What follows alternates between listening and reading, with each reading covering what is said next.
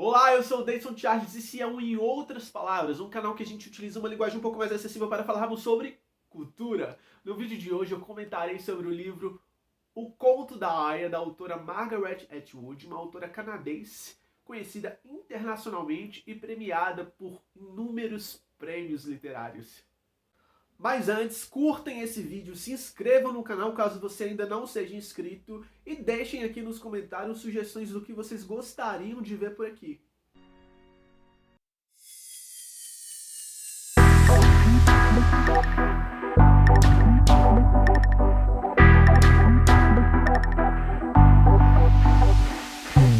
O Conto da Aia, ou The Handmaid's Tale, que é como a série é chamada, é um dos livros mais comentados nos últimos anos, mesmo tendo sido publicado em 1985.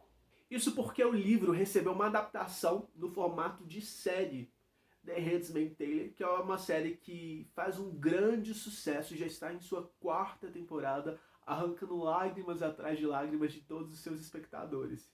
Além disso, essa obra é uma obra distópica, uma distopia e uma ficção especulativa. Mas o que seria isso? Distopia significa lugar ruim, e na literatura as obras distópicas são obras que são construídas em cima de problemas reais da nossa sociedade, mas em maiores proporções. Já a ficção especulativa é uma ficção que se aproxima do que poderia vir a ser a nossa sociedade. É importante sabermos essas definições porque a partir do momento que nós conhecemos o que é uma distopia, o que é uma ficção especulativa, nós começamos a compreender a complexidade dessa obra aqui, o quão assustadora ela é e o quão próximo estamos de vivermos o que a história de Margaret Atwood conta.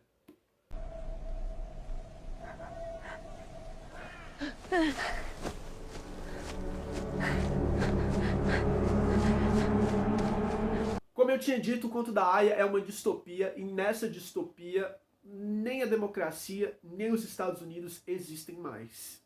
Isso tudo por conta de um golpe orquestrado pelos filhos de Jacó, que implantaram um governo autoritário e teocrático. Em outras palavras, é um sistema de governo onde o poder político se encontra fundamentado no poder religioso, onde cristãos fundamentalistas assumem o poder e tem como chefe de Estado Deus. E, consequentemente, é uma sociedade pautada pelos bons costumes e pela moral bíblica. É uma ditadura teocrática. Isso me soa muito familiar. Lembra muito o Brasil que a gente vive atualmente.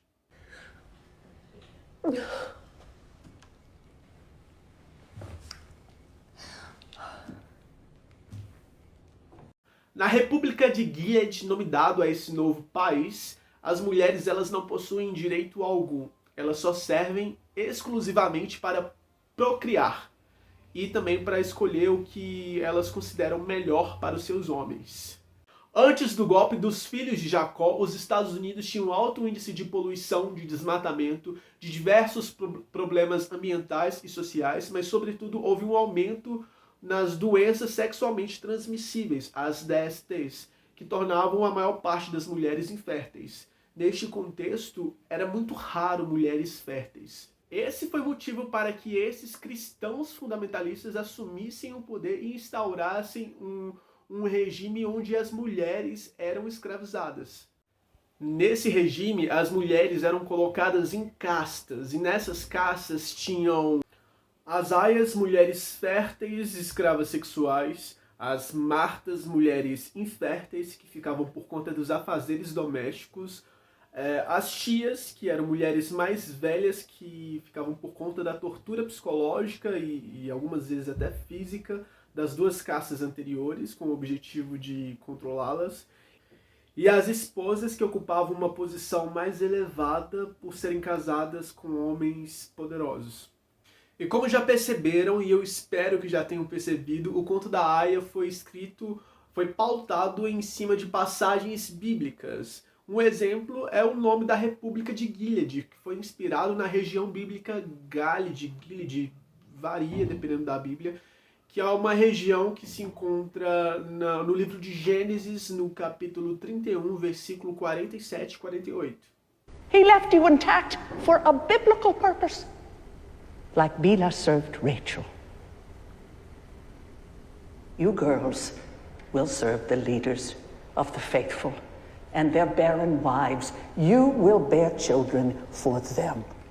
Voltando para o livro, o conto da Aya narra a história de Offred, que antes do golpe ela tinha marido, tinha filha, tinha um emprego, tinha uma vida normal que aos poucos foi sendo retirada dela, porque um golpe ele não é instaurado do dia para a noite, ele é construído com o tempo, e com o tempo os direitos de Offred foi sendo retirados, como por exemplo, em determinado período dessa distopia, a Offred ela não conseguia movimentar a própria conta bancária, apenas o marido dela. E aí esses direitos vão sendo retirados até que chega um dia que a Offred ela é raptada, ela recebe esse nome Offred, é o único nome que a gente conhece, porque o seu nome original, o livro ele não dá, apenas sugere o possível nome original, porque tem um determinado momento do livro, uma personagem chama a Offred por June. E aí essa suposição ela é assumida na série. Na série a Offred também é June. Mas no livro não. No livro é um grande mistério o nome da Offred. My name is Offred.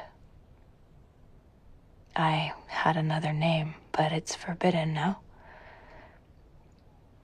So many things are forbidden now. E ao ser raptada, a Offred ela passa por uma espécie de escola, um lugar onde as tias fazem uma lavagem cerebral, torturando-as psicologicamente e fisicamente, com o objetivo de fazer com que elas esqueçam o passado que elas tiveram e ao mesmo tempo fazer com que elas assumem a atual posição, né, que seria ou de Aya ou de Marta. E no caso de Offred, ela seria uma Aya por ser uma mulher fértil, ela seria uma Aya do comandante Fred, e por isso do nome Offred. É a preposição of do inglês, mas o nome do comandante, Fred, e a junção de of mais Fred, Offred, que numa tradução seria do Fred. É bizarro. É realmente esse lugar da mulher objetificada. A Offred ela seria obrigada a morar com o seu dono, Fred, e sua esposa Serena. Ela teria o seu ciclo menstrual controlado pelos dois, com o objetivo de que uma vez por mês a Offred passasse pela cerimônia, que era um ritual onde há uma romantização do estupro, com um direcionamento divino, com um direcionamento de Deus, que dentro do contexto da história, Deus é uma figura masculina. Nesse ritual, o comandante lia a passagem bíblica do livro de Gênesis, capítulo 30, versículo 1 a 3, e após essa leitura, o comandante a estuprava. Então, a Aya ela deitava entre as pernas da esposa do comandante, enquanto o comandante a estuprava. Quando Raquel percebeu que não podia ter filhos, ficou com inveja da sua irmã Leia, e disse ao marido: "Dê-me filhos, senão eu morro." Jacó ficou zangado com Raquel e disse: "Você está pensando que eu sou Deus? É ele que não deixa você ter filhos." Então Raquel disse: "Aqui está a minha escrava Bilhah. Tenha relações com ela. Quando ela tiver um filho, será como se fosse meu. Desse modo, eu serei mãe por meio dela." A premissa do livro inteiro é essa passagem bíblica. É perturbador, é chocante. É um livro muito bem escrito. É um livro muito bem escrito, mas é muito difícil de ler. Da mesma forma que a série é muito bem feita, mas é muito difícil de assistir. Lá atrás eu disse que a série arrancava lágrimas atrás de lágrimas, e não é mentira. Arranca lágrimas de raiva, de ódio, porque esse universo de O Conto da Aya é muito próximo do que a gente vem vivendo, né? Uma naturalização do estupro, né? É absurdo. E não para por aí, não. Na República de Gilead não existe universidade e nem advogado. Então, uma vez que você é acusado, você não pode recorrer. Você foi acusado, você já é dado como morto. E além disso, homens gays, mulheres lésbicas e todo mundo que pertence à sigla LGBTQIA+, são pessoas vistas como anomalias e traidores de Deus. E, consequentemente, são pessoas que são assassinadas.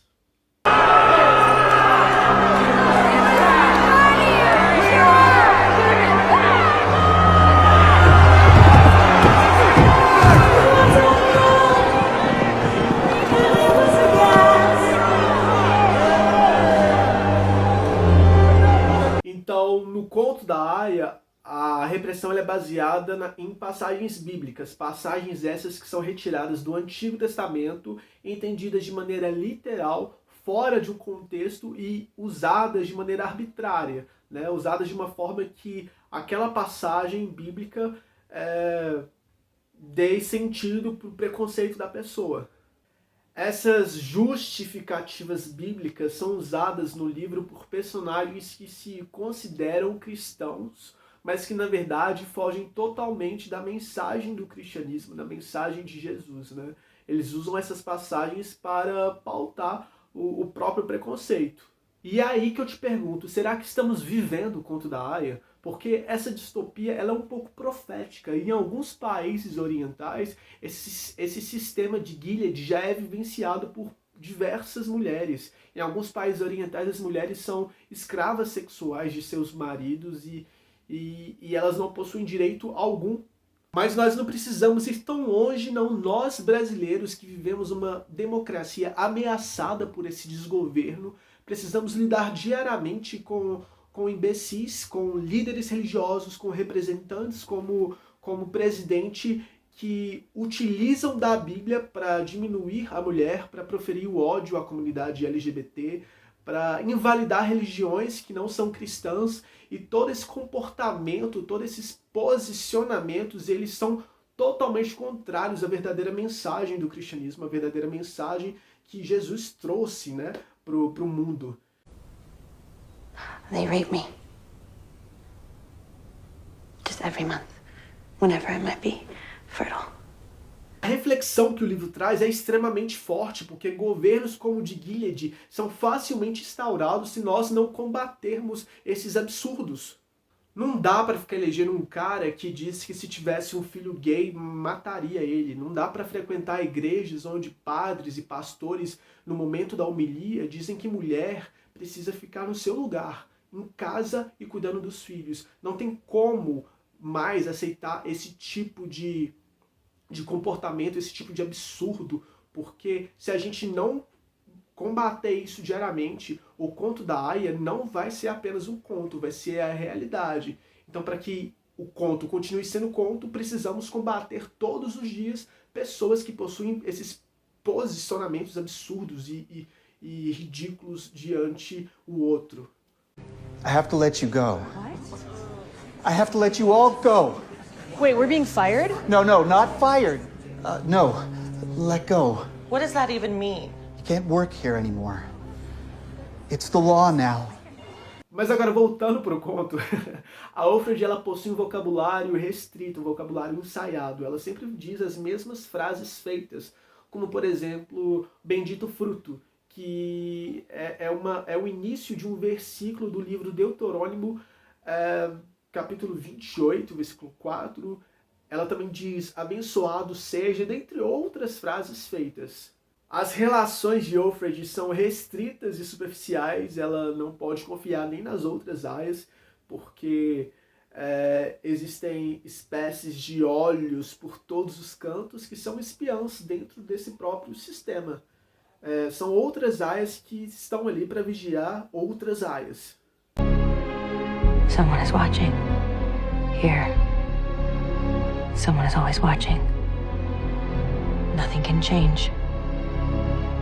It all has to look the same. A censura ela é absurda. As mulheres só podem fazer coisas relacionadas à casa. No máximo, assim, um crochê. E depende muito. Você precisa ter um nível social bom para você conseguir adquirir agulha e linha, né? Elas também não podem ler a Bíblia, porque leitura é poder. E ter acesso à leitura é também ter acesso à interpretação. Então, assim, resumindo, as mulheres elas são sufocadas de diversas formas, independente da casta. E toda a experiência do livro é a partir da perspectiva da Offred. É na série que a gente vai ver outros pontos de vistas, porque a série ela vai preencher as lacunas que o livro deixa em aberto. Inclusive, assistam a série. A série é extremamente fiel ao livro. E ainda tem a monstruosa da Elizabeth Moss, que é a atriz que faz a Offred. Ela tá incrível no papel, ela traz toda a angústia, toda a tristeza, todo o ódio que a Offred carrega. E por mais que seja um livro depressivo, melancólico, angustiante, assustador, triste, existem pessoas na República de Gilead que estão resistindo a esse sistema. E aí eu te pergunto, será que nós, brasileiros, estamos resistindo ao nosso sistema bolsonarista, com não sei quantas mortes por dia, não sei quantas tragédias? Será que a gente está resistindo?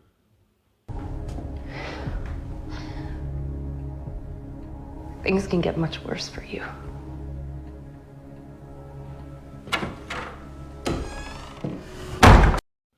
Leiam O Conto da Aia, assistam The Handmaid's Tale. Au revoir!